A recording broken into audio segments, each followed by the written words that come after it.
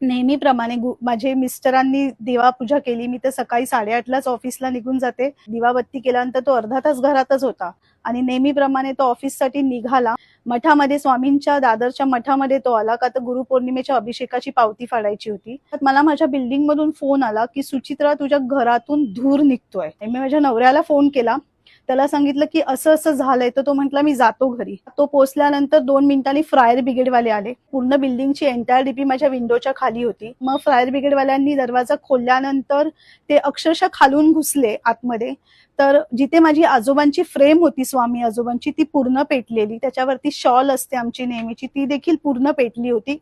अक्षरशः माझ्यावर काय केवढं मोठं संकट आलं होतं, आजोबांनी अक्षरशः स्वतःवर घेतलं. पण जर काही कोणाचं नुकसान झालं असतं, कोणाचा जीव गेला असता, शॉर्ट सर्किट झालं असतं, बिल्डिंग उडाली असती, काहीही होऊ शकत होतं. आणि आज जे पण म्हणजे मी हे सांगायला जिवंत आहे त्यांच्यामुळेच. श्री स्वामी समर्थ.